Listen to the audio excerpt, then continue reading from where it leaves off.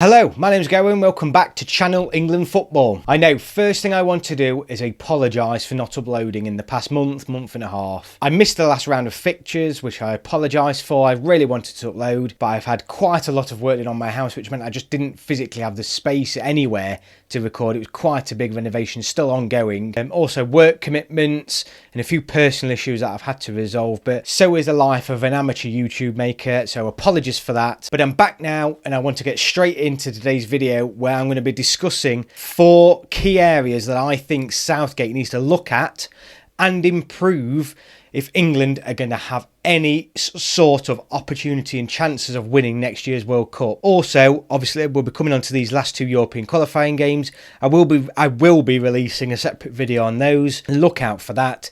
But without further delay, let's get into what I think are the 4 key areas for Southgate that he needs to address going into next winter's, nearly said summers, next winter's World Cup.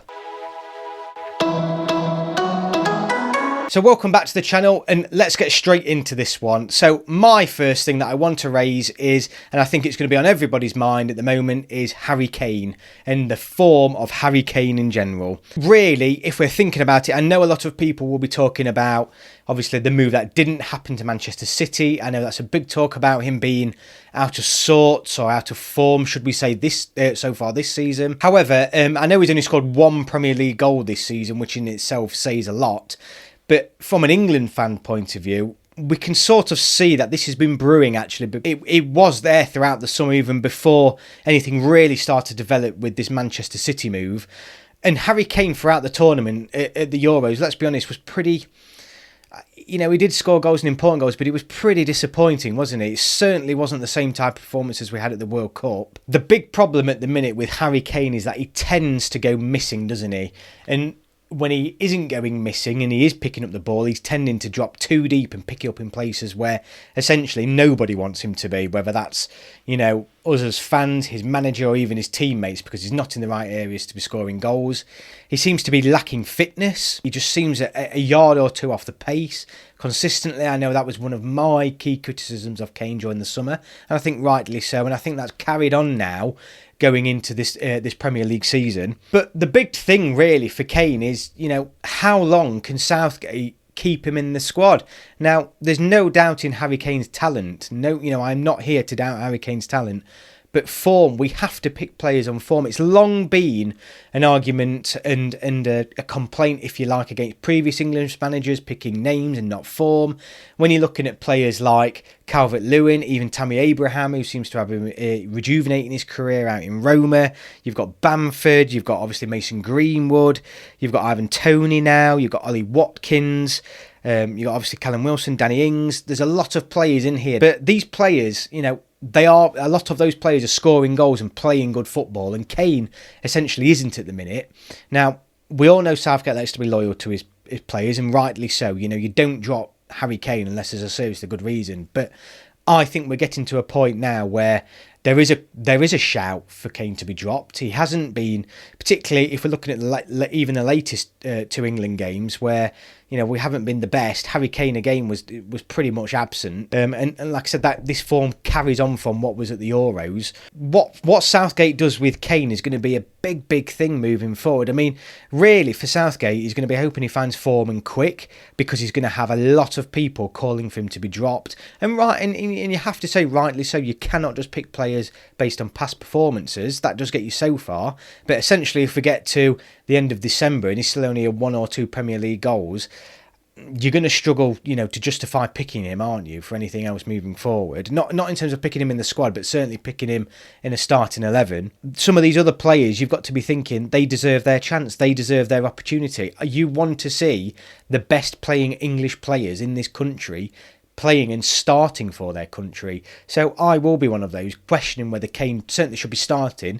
I don't think we're at the point where we're questioning his place in the squad, but certainly there's a debate to be had about whether he actually starts. And I think, for me, that's one of Southgate's top 4 priorities, actually, moving in to the end of this year and moving into the World Cup next year. He's going to have to hope that Harry Kane finds his form in the next 12 months. And we know 12 months in football is a long time, but it's also, you know, not a lot can happen, and also with a lot of players in 12 months, they can still carry on. You know, players can be on poor runs of form for long periods of time is what I'm trying to say.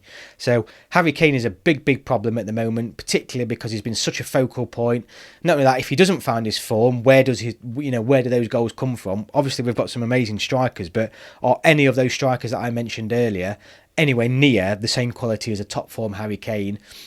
Debatable, really debatable. So from an England point of view, we want Kane to be up there and fighting and back to his best, but it's not looking likely at the moment, is it? So for me, Harry Kane and his form and his place in the squad is a big question for Southgate moving into these next round of fixtures, essentially, and obviously into the World Cup next year. So the second thing I want to discuss is basically the formation system. So in the last game against Hungary, obviously, let's be honest, Southgate gave us what a lot of us wanted and what a lot of us were crying out for during the Euros, a much more attacking lineup. He's often been criticised for defensive lineup, but against Hungary, he really went for it. You know, he had Foden, Mount, Sterling, Kane, Grealish all started, and would you believe it or not, it was probably one of England's most toothless performances in terms of an attacking sense going forward. So that was, him experimenting with his formation. So the formation and system that Gareth Southgate is going to be playing is going to be key. I think now, based on that Hungary performance, he's pretty much going to be settling on the system that did him so well during the Euros, but it does mean we have to leave out the attacking threats, and there is an argument to be had there. You can't just shove a team of pure attacking talent on and expect it to work. There's got to be some chemistry there. Southgate, let's be honest, hasn't got the answers for that yet. He cannot find a system or a way to play where he, let's be honest, is making the best out of all of the attacking talent England have. I think that's a reasonably fair criticism. However, equally reasonable is that the amount of attacking talent he's got to juggle is quite a daunting task. So, the idea that he wants us to get secure first and foremost at the back, I think is key, because let's be honest, our defence going into the Euros was very questionable, but I think they came through really well in the Euros. Particularly, certainly need Harry Maguire and John Stones fit and on form for us to have a solid back four. Without those two, I think we're really struggling. But yeah, I think based on the Hungary game, I think he has more or less decided his formation, but it is going to be a big thing now.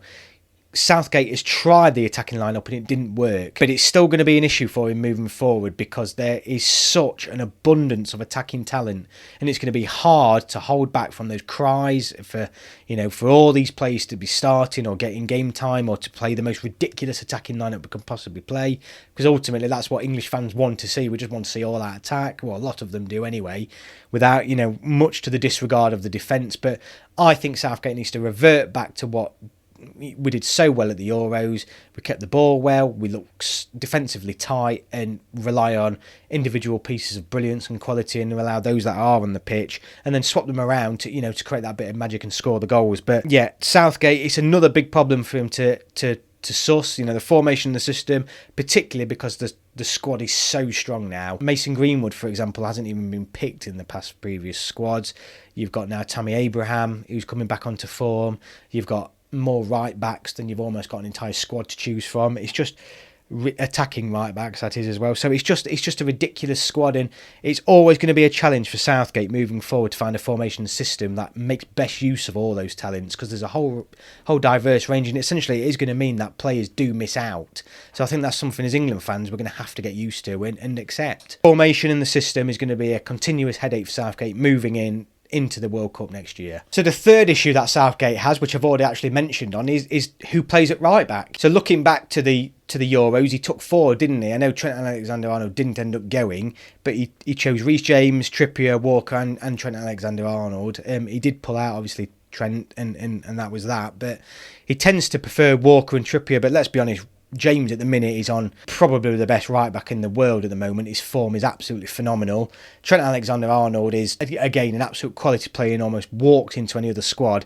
They're certainly going to be the future, aren't they? But there is something there about Walker and Trippier where it's just that experience. You've seen it with all these teams that in the past that do win major tournaments. Sometimes it's the experienced players. Look at Italy, for example, at their back four at the Euros. That essentially, you felt like it was key for them, that experience they had within their squad. You can't discount Walker and Trippier, and it's a continuous headache for Southgate. You know, I mentioned Wan-Bissaka, for example, whether you include him in that list, you may or may not, but it's just who plays at right back is a constant juggling act for Gareth Southgate. Obviously, for consistency, for performance and quality, you want the same players starting each game. I think that is important, particularly within a back four. It's nice to have a consistent back four, particularly when you don't play many games together. But can he do that? You know, because how can he leave out James? How can he leave out Trent Alexander-Arnold? Let's be honest, how can he leave out Trippier and Walker? They're all still playing really, really good football, all four of them. I don't envy him at all. For me, I think Walker is probably towards the end now.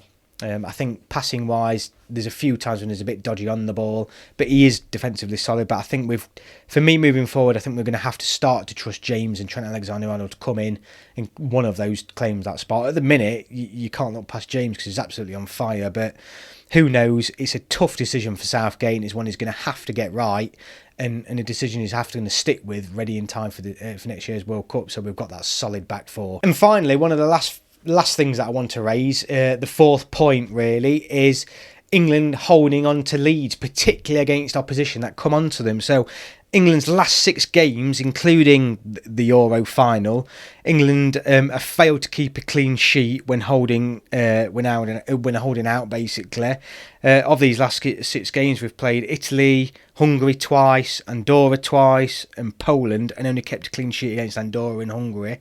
Hungary only kept a clean sheet against them once. On 2 occasions, though, we've failed to see out a game in those last 6 games. Obviously, the one against Poland, where we conceded in the last minute, and obviously the game against Italy. It's a bit of a concern that when we have been under a bit of pressure from any team, there's not many teams looking back really that have attacked us and gone for us, but those that have managed to get that goal and peg us back, and really we're unable to see out games or kill games off. And I think that's been an issue now. It's been an issue, now since the Euro final, and it's sort of crept back in, particularly with that Poland game. And the Hungary game, really, you know, it's just sometimes you just feel like we need to kill games off quicker or go for that third. I think this comes into Southgate. You could call this a 5th point, but Southgate does make some bizarre substitutions, and I think that is something that needs addressing as well. But certainly holding on to leads, particularly keeping clean sheets in games against teams that come on to us, is going to be a big challenge for Southgate to get right. At the minute, you would look at England as an opposing manager and think, if you go for them, they will eventually fold, and that is something that for me is a little bit of a concern. Do I believe if we score again in the first 10 minutes of a major semi-final, quarter-final or final game against a competitive opposition, do I believe we can hold on for those 80 minutes remaining? If I'm honest with you, no, I don't. And that is really, really important, particularly because Southgate, as we know, doesn't like to then go out attacking-wise and kill a game off. So we've either got to do one or the other very well. We've either got to go for the second and kill a game off, or we've got to be able to defend those 80 minutes and keep the clean sheet. And at the minute, we're not doing either. And the past 6 games have shown that. So it's a big challenge again for Southgate moving forward. That he needs to get right. You know, we're gonna obviously in the World Cup come up against teams that are gonna attack us, gonna go for us, that we may take an early lead against. Scoring early goals has become quite a nice thing for England in some games, but holding on to leads has become a bit of an issue. So it's something that he needs to address. We've not had the character.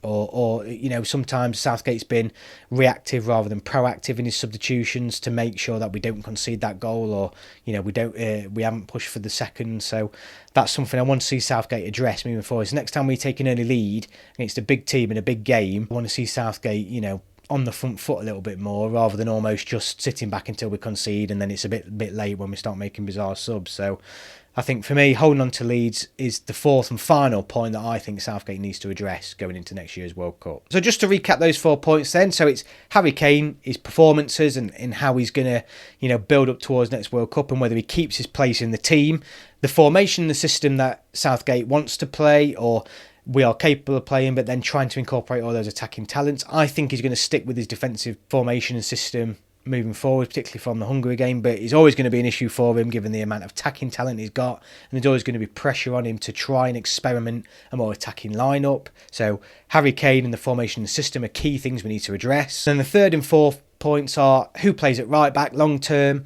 Like I said, Walker and Trippier, you can't discount their experience, but you certainly got to look at TAA and James for the future. And at the minute, it's very hard to pick between any of those four. You could easily give a call for all four of them starting regularly. So it's a big challenge for him to decide who claims that place at right back. And then finally, it's holding on to leads and being reactive rather than proactive in games where, you know, we score early in a big competition against a big team and we know they're going to come on to us, and it's about what we can do then to make sure we're not on the back foot constantly and we're not trying to, you know, not kill games off or not defending appropriately. So there for me, 4 key things that I think have been an issue for England in recent months and probably going to continue moving into next year's World Cup, and some targets that I think Gareth Southgate needs to look at and find answers to as we move to Qatar. Apologies that it's been so long since I've uploaded my last video. I hope you enjoyed this one. If you're new to the channel, please like and subscribe, and I'll see you in the next video.